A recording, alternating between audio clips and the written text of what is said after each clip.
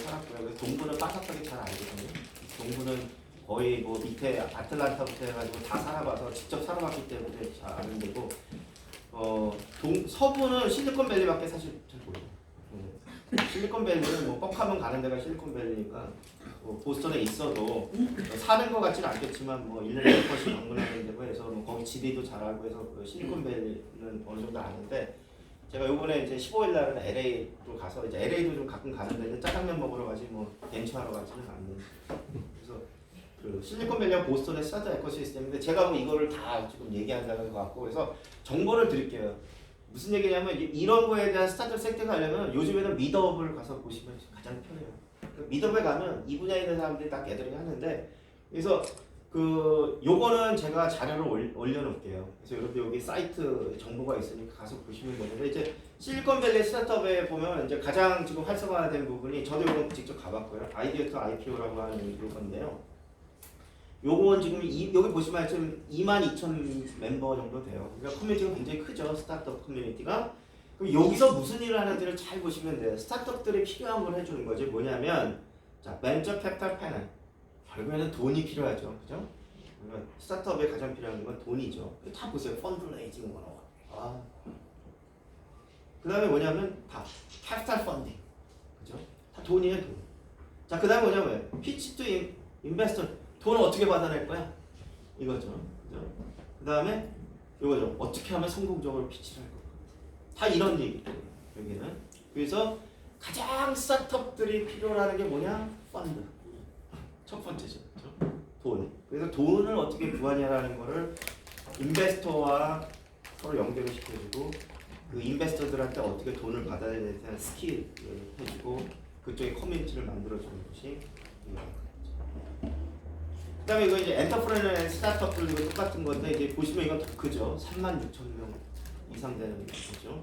되게 보면 그 규모를 보면은 뭐 액티브하게 활동하는 회사가 적어도 이 지역에 이런 쪽에 관심 있게 스타트업 한 사람들이 적어도 36,000명은 있다는 거 아니에요. 그죠? 그죠? 그러니까 굉장한 실리콘밸리만 해도 굉장한 커뮤니티를 하고 있다라는 거고, 여기서 주로 하는 건 뭐냐면 이 사람들 간의 커뮤니티에서 회사를 하게 되면 두 번째가 뭐죠? 이따가 제가 이제 그 벤처 캐피탈한테 펀드를 받으려면 그 사람들이 뭐를 가장 중요하게 하는 게 있는데, 그 중에 하나가 팀이에요. 팀을 가장 중요하게, 파운더들을 굉장히 평가를 합니다. 그래서 그 파운더를 구하는 것도 그렇게 쉬운 일이 아니에요. 그래서 파운더를 구하기 위해서 그 미드업도예요. 저도 보스턴에 가서 직접 해봤는데 파운더들이 나와서 자기가 어떻게 파운더 구했는지 경험담을 알려주고 파운더는 어떻게 합니다. 그 굉장히 그 사람들이 가장 관심 있게 생각해요. 스타트업 하는 사람들의 관점에서. 우리는 되게 쉽게 하죠. 그죠? 사람들 몇 명이서 해볼까? 이렇게 하는데 얘네들은 파운더 구하는 보통 1년 이상. 스타트업 하기 전에 파운더 구하는데 뭐 전문 파운더도 있어요. 그 뭐냐면 그 파트타임 파운더, 파트타임 파트너, 뭐 파트타임 CMO, CTO 다 있어요. 이게 워낙 커뮤니티가 크다 보니까, 그리고 그거를 자기가 풀타임을 고용해서 할 수가 없으니까 처음에는 되게 벤처기업들은 원맨 파운더보다는 코파운더 2명 파운더들 더 선호하거든요. 그래서 코파운더 정도 하나는 구하고 나머지들은 다 파트타임으로 채워서 팀을 만들어서 일단 어느 정도 처음에 엔젤 펀딩하고 시드 펀딩하고 가족 패밀리 펀딩에서 하다가, 그 다음에 이제 돈을 만들 수 있는 단계에 오면 실제로 사람을 하이어링하고 해서 시작을 합니다.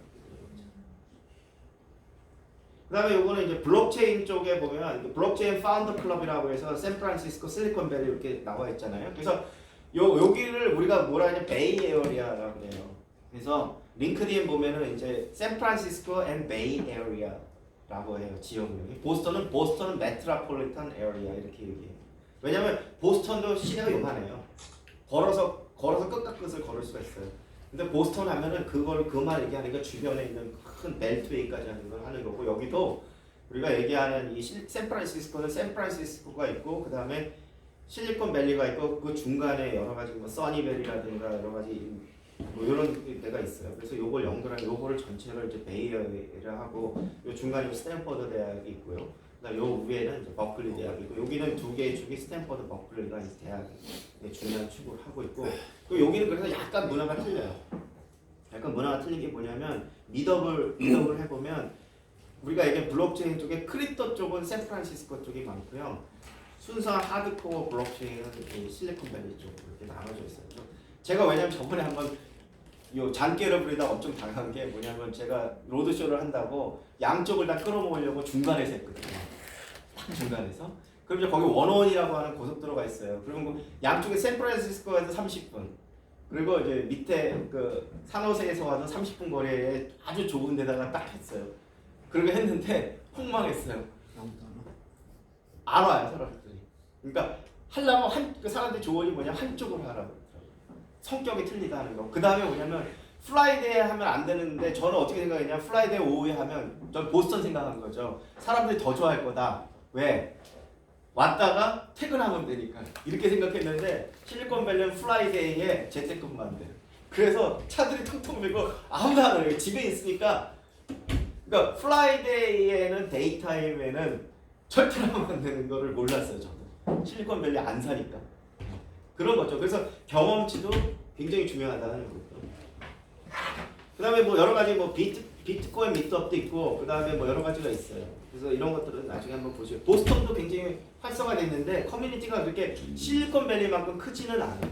근데 보스턴은 그 대신에 어떤 게 있냐면 집중되는 분위기가 있어요. 왜냐면 실리콘밸리는 두 개를 그러니까 산호세하고 그 다음에 이제 샌프란시스코가 갈리는데 보스턴은 보스턴 중심으로 해서 갈리고요. 그 보스턴은 또 이 전철이 그냥 보스턴 시내를 다 돌아다닐 수가 있어가지고 보스턴이 훨씬 더 제가 미덕을 해보면 훨씬 더 좋아요.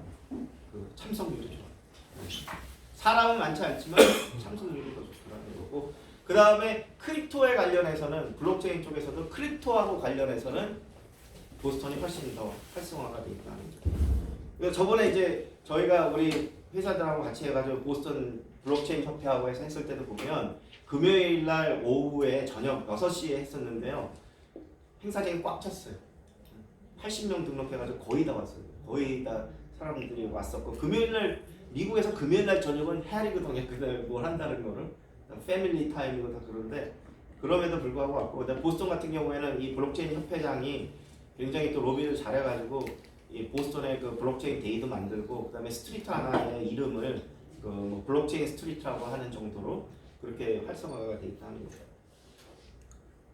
이런 정도 하면 될 것 같고요. 나머지는 제가 올리면 보시면 될 것 같고, 요거는 한번 보세요. 요거는 제가 최근에 뉴욕에 그 테크 컨퍼런스인데 이거 주로 한 건 인베스터들을 해서 인베스터들이 스타트업에 대해서 어떻게 생각하냐에 대한 주로 인베스터들 미팅이었고 그런 거였어요. 그래서 여기 미팅에서 제가 이제 여러 개 했었는데 그 중에 여기서 하나 그냥 이스트하고 웨스트가 어떤 차이가 있느냐 하는 얘기를 하는데 이제 제 관점에서는 아까 얘기한 대로 좀 문화적으로 지역적으로 다르다 보니까 해요. 그리고 재밌는 거 뭐냐면요, 그 되게 웃긴 게 뭐냐면 이제 하버드 MIT에서 졸업하면 사람들이 그러니까 하버드 MIT 졸업하면 되게 MIT 안 남고 저기 뭐야 보스턴에 안 남고 다 실리콘밸리로 가죠. 날씨가 좋아서. 그래서 날씨는 어떻게 여기도 얘기하는 날씨는 해결 못한다. 뭐 저도 보스턴 날씨는 헬이라고 생각하거든요. 1년에 딱 좋은 게 3개월. 여름 기간 여름은 진짜 좋아요. 나머지는 다 헬. 그런데 커뮤니티는 굉장히 그 뭐라 할까 좀 더 친밀해요. 실리콘밸리 그런 게 있어요. 그리고 좀 더 보수적이에요. 동부 사람들에서 한번 들어보세요. I was born and raised in the great state of New Jersey. DC is acts as like any Nats fans here. Well, there's one here. So let's talk about this. What makes the East Coast distinctive besides the fact we have arguments over bagels, pizza, and white car and Amtrak? What makes us not like the left coast? Well, so the three of us are here, so that makes it very different. I will quickly introduce myself. Tesh from Google, part of a team called Google Cloud for Startups. Interestingly, my title has changed from startup to ecosystem manager, so very applicable for this panel. Just a question: why is ours better? Or different? Different, yeah. Yeah. So my team has 8 ecosystem managers around the world. We're a relatively new team, 2 years old. New York, Boston, LA, San Francisco, London, Tel Aviv, Singapore, and Bangalore. And those 8 were chosen for a very specific reason. But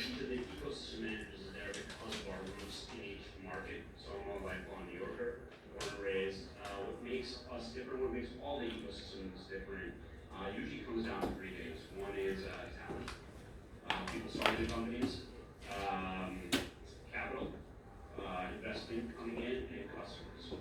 And I do, I'll speak specifically for New York, but we can talk about the East Coast up and down. We have all of that in our working square mile radius. So in terms of density and convenience, from my role in Google and as a founder before, it's just super easy to get connected with everyone very quickly in a single system. Everyone, so my name is Brandon Greer. I run HubSpot Ventures, which sits within the corporate development function of HubSpot, Boston-based marketing sales and software company. So my entire short career has been on the East Coast, and it's been interesting sort of to see, starting out at OpenView Venture Partners, which is a SaaS fund based in Boston, and sort of did the whole analyst associate thing, where the goal was to source deals and then sort of find either diamonds in the rough or bright shining diamonds. A lot of those were around that stuff, but the key for us was looking for opportunities that weren't sort of like right smack in front of you. What struck me about the East Coast ecosystem was there are a lot of like legacy companies that were built here. There's obviously the next wave for most legacy companies, your next gen that, next gen this, and you're starting to see a lot of them pop up everywhere. And a lot of those things actually exist here. Second to that, there's an incredible sort of educational density right in Boston. I think just like per capita is super high, number of institutions and places where you sort of best talent. That makes it sort of super interesting as well from a economic perspective. But two things that sort of I would call out to the legacy sort of next gen team we're seeing, and then of course like the talent. So we talked about what we do well, but what are our weak spots? Like I know in DC there's always this talk about funding, and there just isn't all that VC money sloshing around DC area like there is in the Bay Area, but the other Bay Area is sometimes good. Yeah, so from our side, so HubSpot at this point, that's thousands of thousands of customers, and we are reached size of scale. We begun to see it. 요거는 제가 여기까지 하는데요. 일단 얘들이 탤런트가 좀 다르다라는 거죠. 물론 이제 그 대학도 뭐 다르기도 하지만은 거기 사는 사람들의 어떤 그 생활 습관들, 왜냐면 캘리포니아 같은 건 워낙 날씨가 좋아가지고 날씨의 영향을 잘 안 받는데 보스턴만 해도 굉장히 날씨의 영향을 받거든요. 그래서 그 보스턴은 진짜 미치게 일을 하지 않으면 미쳐요, 날씨 때문에. 저도 그래서 보스턴에 있으면 죽습니다. 한 서울에 오면 너무 좋아요. 여기 너무 바쁘거든요. 이런 미팅도 많고 하는데 보스턴은 조금 일부러 바쁘게 일을 만들어서 해요. 그러지 않으면 날씨 때문에 미쳐요. 이 밖에 지금 오늘 날씨 있죠? 이런 정도만 해도 양호하고 이거보다 더 나쁜 날씨가 1년의 반이라고 생각하시면 돼요. 그러니까 진짜 사람 우울증 같은 건데 그거 빼고는 좋아요. 그래서 여기는 그 커뮤니티가 굉장히 훨씬 더 아기자기한 커뮤니티 많이 활성화돼 있고, 그 다음에 사람들의 모임도 좀 다르고요. 그 다음에 또 학교의 풍토도 조금 하버드 MIT하고 제가 보면 스탠포드 버클리하고 좀 다른 것 같고, 그래서 배출되는 인재들도 틀리고, 그 다음에 그 보스턴에 또 남아서 계속 일하는 사람들은 되게 어떤 이유냐면 패밀리를 중시하는 사람들을 많이 남아요. 보스턴의 교육은 뭐 전 세계에서 최고라고 생각을 해요.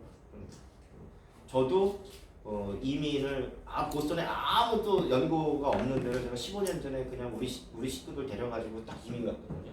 보스턴으로. 그래서 저희 집에도 다 잘 됐어요. 잘 된 건 뭐냐, 제가 잘해서 하는 게 아니고 거기 시스템에 딱 냅두니까 알아서 지들이 알아서 잘 되더라고요. 그래서 여러분들이 생각하는 그런 학교에 다 갔어요. 근데 제가 걔네들 공부하면서 본 게 뭐냐면, 야, 난 니들처럼 공부했으면 난 여기 할아버지, 니들이 간 하버드 MIT 가 할아버지도 갔겠다. 제가 걔들이 공부하면서 밤새는 걸 한 번도 못 봤거든요. 그런 거 봤어요. 노느라고 밤새는 거. 그런 거 봤는데, 그리고 저희 큰애 같은 경우에 디자인 전공이고, 뭐 디자인 전공하는 게 가기 위해서는 미술에 대한 실기 점수를 해서 미국 무슨 그 유명한 콩쿠르에 나가서 상도 타야 되는, 저희 집에는 어렸을 때부터 미술을 한 적이 없거든요. 그래서 그냥 쭉 가더니 자기 뭐 해야 될지 모르겠다, 자기 생각해 보겠대요. 그래서 시간을 줬어요.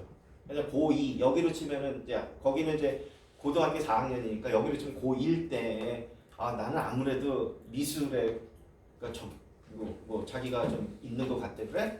그럼 제가 그랬죠. 엄청나게 반대했죠. 미술은 아빠의 생각이 아닌데 네가 지금 딴 애들 막 한국 같으면 막 조기 교육하고 난리치고 막 그렇게 하는데 네가 지금 지금 이제 3년밖에 안 남았는데 뭐 하겠냐. 그래서 제가 딱 조건을 걸었죠. 네가 아빠가 생각했을 때 네가 가려고 하는 디자인 분야에서 전 세계에서 누구나 알아주는 대학교에 가면 아빠가 서포팅 해줄게 했어요. 저는 한국 사람이니까 그런 게 있잖아요. 그래서 지가 알아가지고 했어요. 그냥 뭐 자기가 좀 모자란 데 가지고 거기 제가 사는 데가 렉싱턴이라고 하는데 그 렉싱턴에 미술 실기학원이 있어가지고 거기 몇 개월 다니더니 그냥 그거는 제가 공부하라고 그러니까 그렇게 난리를 쳐도 안 하더니 지가 좋은 거 하니까 지가 알아서 밤새대요. 지가 알아서 하더니 3개월 만에 미국에서 제일 잘하는 무슨 거기 가서 상 타고 상 10개 타가지고 나중에 그 리스라고 해서 로드 아일랜드 인스티튜트 디자인 스쿨에서 뭐 그쪽에 디자인하는 사람들은 다 알아요. 그 음악의 줄리아드 같은 디자인 학교에.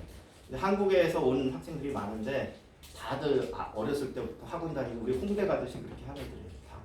근데 저희 집에는 딱 3년 남겨두고 했는데 갔는데 그게 저는 거기에 분위기인 것 같아요. 그냥 내버려두고 자기가 가장 잘하는 거를 찾아서 그냥 하게 하는 거.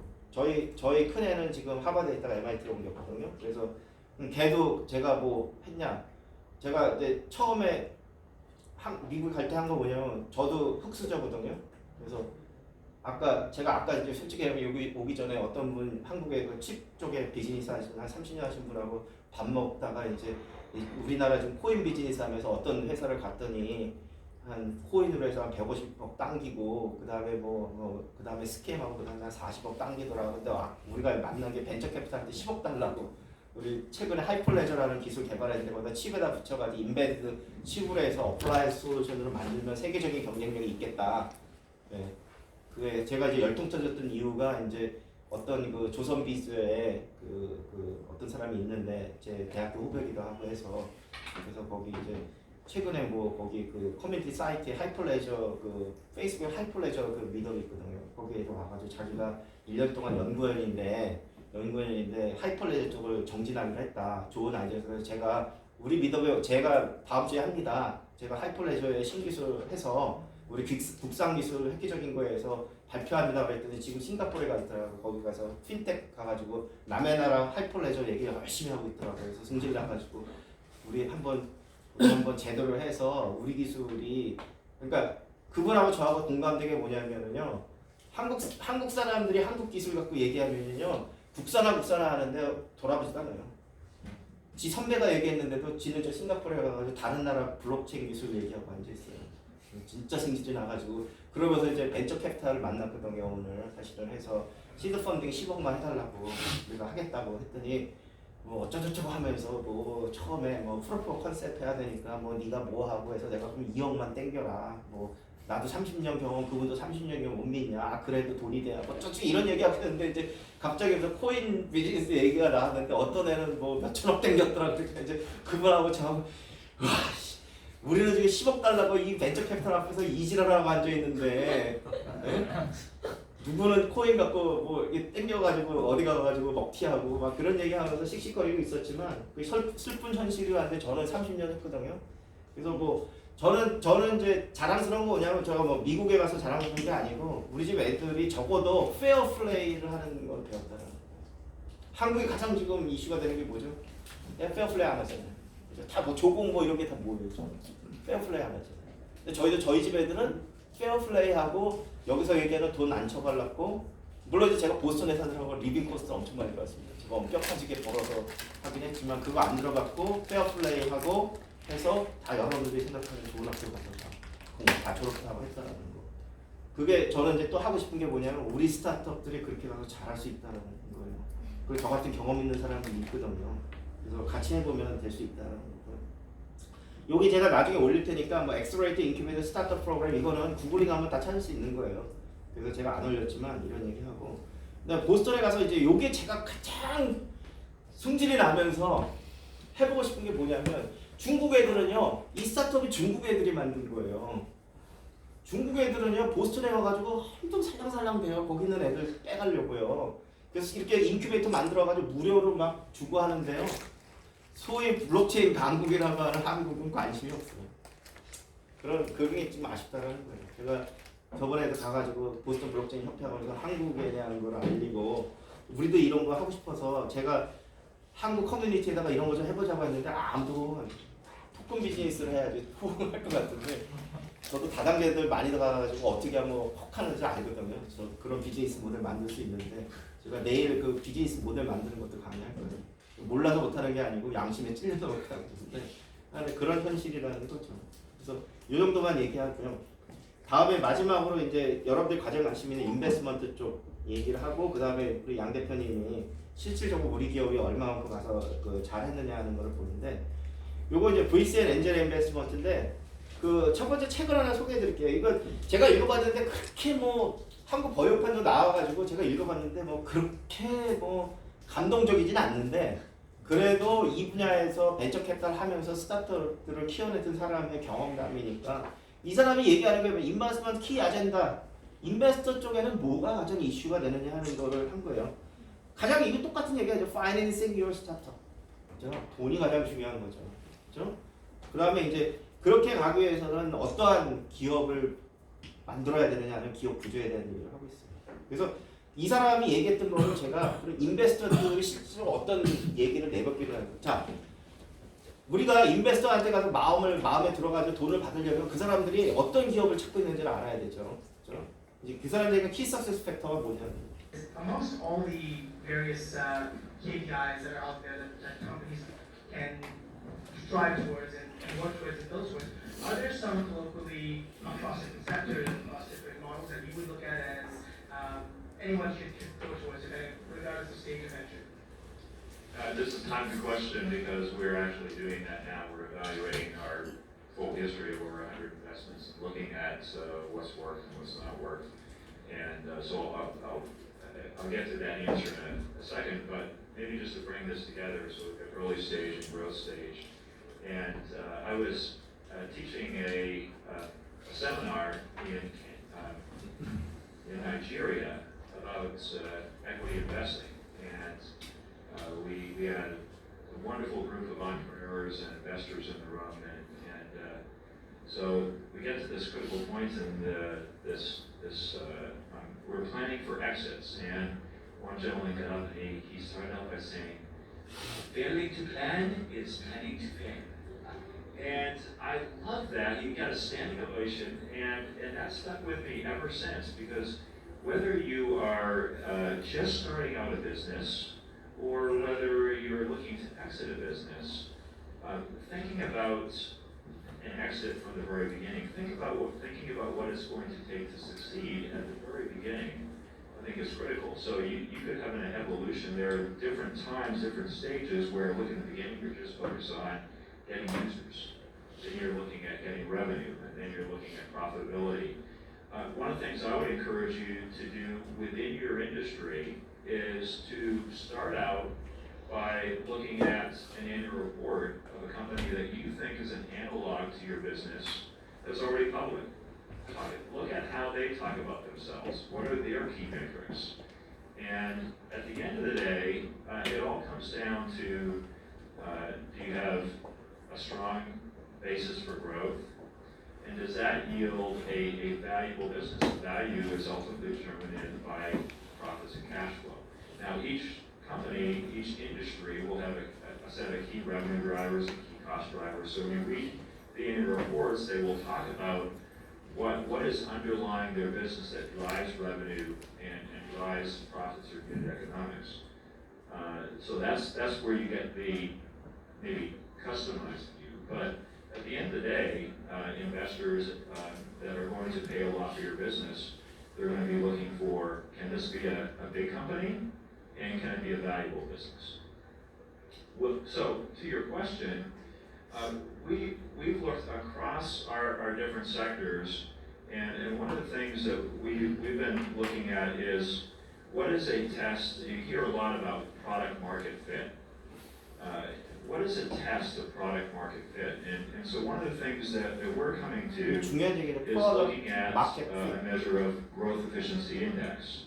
So you look at the amount of either revenue growth or growth in gross profit relative to the amount of capital that you're spending in any given year to achieve that.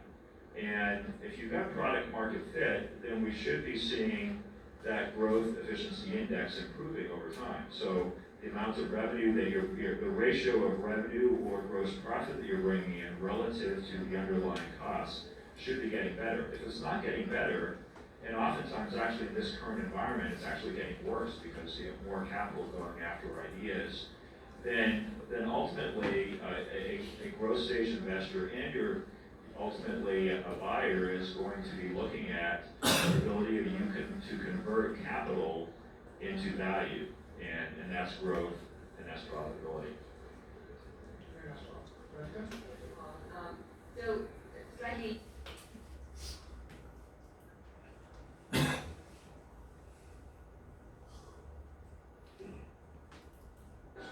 요건 뭐냐면 이제 So in the same way 인베스터한테 갔을 때 you 어떤 거를 내가 피치를 해야 되는지에 대한 팁을 prospective user.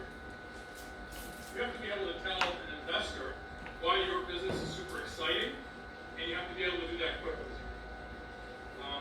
And it's not just because we have like a hamster-like attention span. There's probably some of that, but that's on us, right? It's just we've seen so much. Like we got doing this since I've probably seen 500 pitches, and you just get numb. And part of that numbness is just because I can sit there and I can listen to someone, and it's just I'm listening for like, if I still don't get it in 10 minutes in, I'm stopping the meeting and I'm going to force you to explain to me why whatever you're doing matters to whoever you're doing it for. And you'd be surprised how often that happens. Where someone comes in and they're right in the how. Yeah, anyway, that's our valve, flux capacitor. Okay, so don't lead with how and then tell me what it is, and then on slide 36 you're going to explain why it's great for the customer. Lead with why. Help me understand the strength of your customer value proposition. And then very quickly help me understand why solving that problem in the way you intend to solve it results in the potential for a 10x return for me.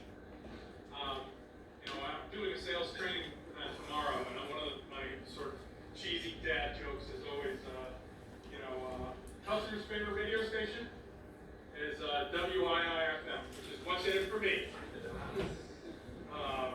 And the same is true of VCs, right? So I would say get your customer value prop down to something that's explains why you matter for them, and then very quickly on the back of that, help me understand why you're excited about this business.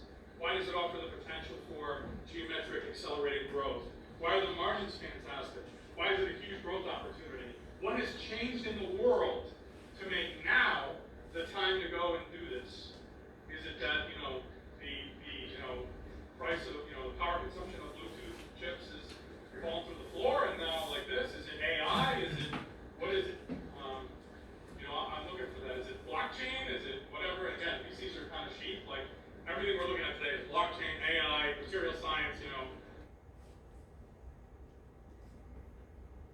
All that shit. Really cool. Really cool. But part of it is like those businesses have a great why now.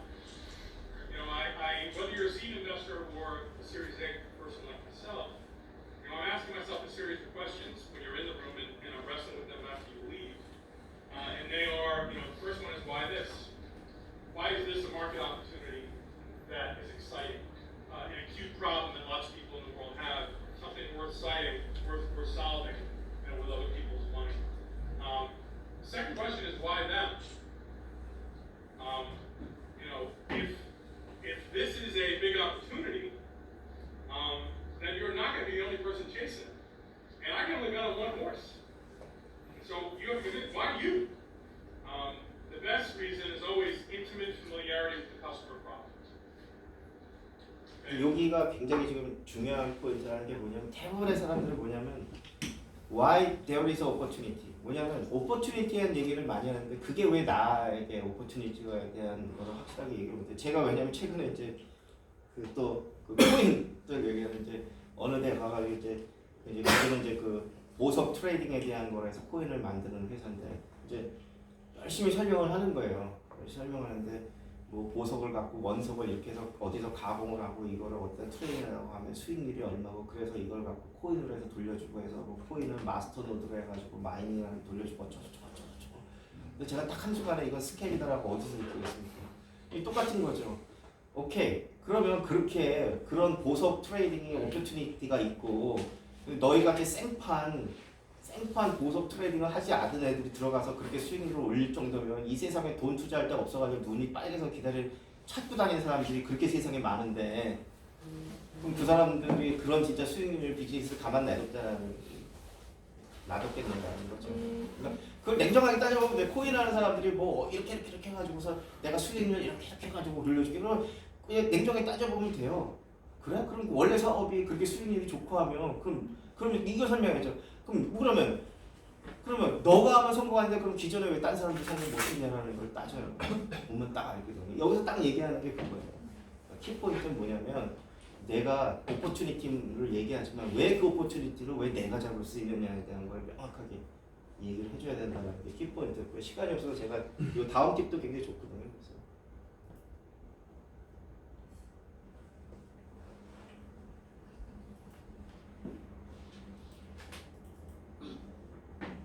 여기 다른 미팅에서 그 피치를 할 때 어떤 걸 중요하게 여기냐는 거를 좀 인베스트가 얘기해요. gives your warm intro gives the investor. One page is every summer, or 15 slide deck, or video, what's the most compelling materials, video. So much.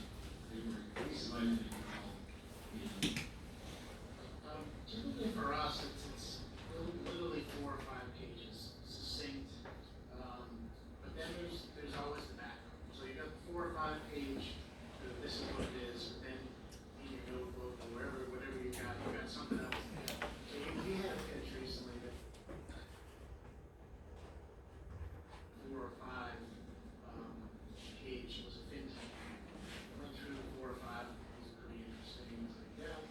But then we started asking the financial services industry is a heavily regulated industry. So we started quizzing him about, FINRA, SEC, regulations, a lot of stuff that's going to be relevant to this. His bag pulled out a flow chart and diagram all the legal ramifications of every move that he needed to make to start this business. I've never seen anything like that. It was so impressive.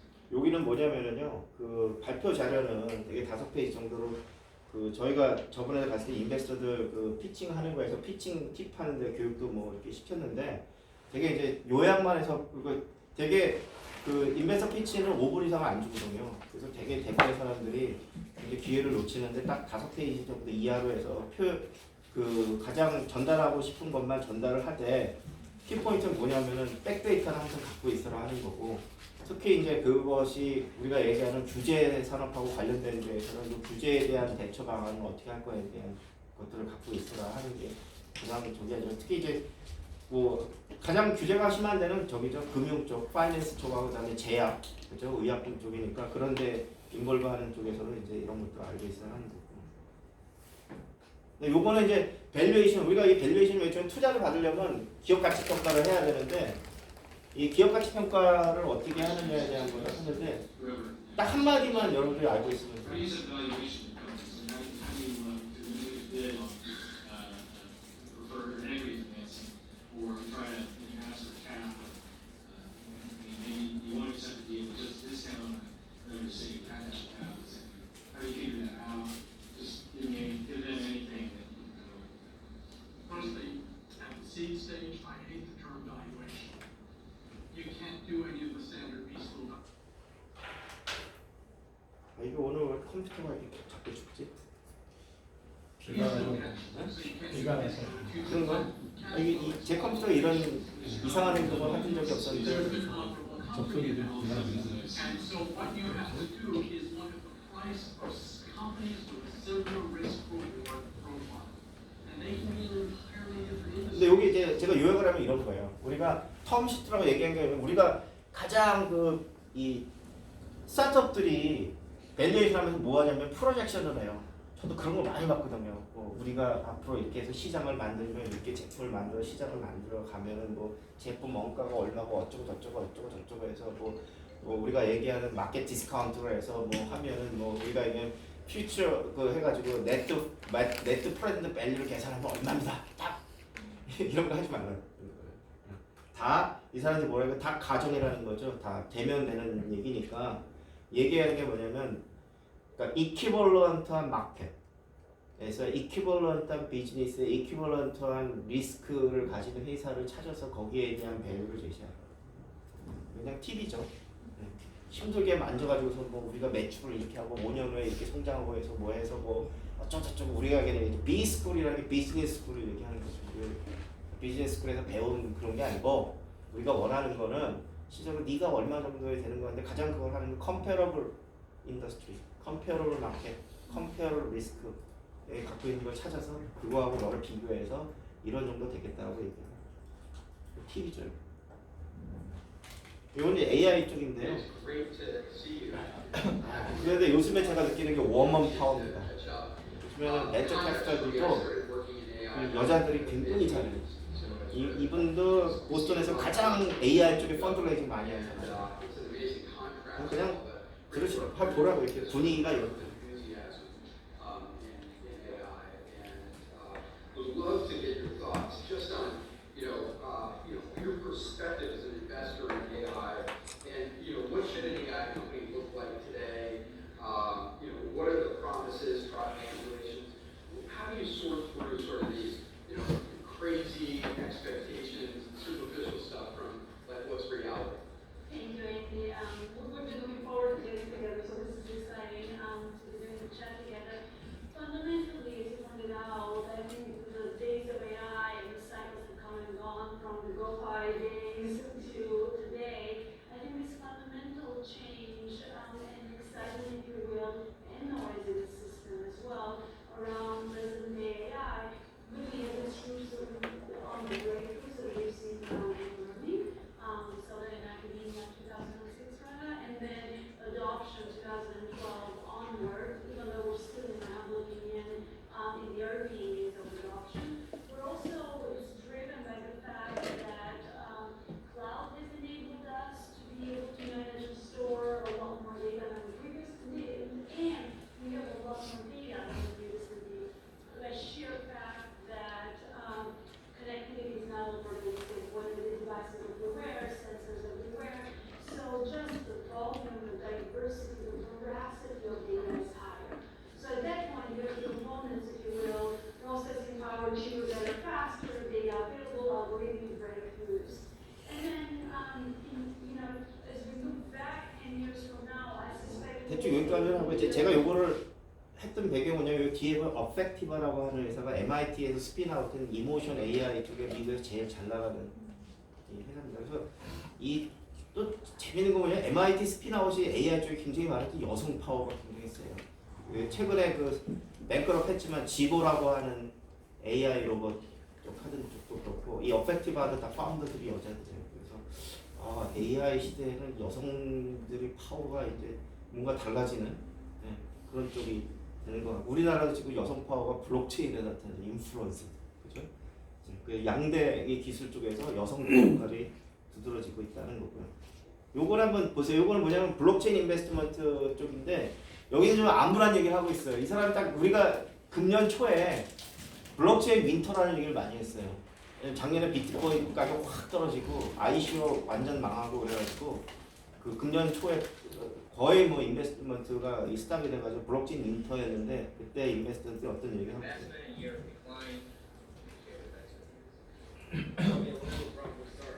First of all, it was a really tough year for everyone. So we have seen really a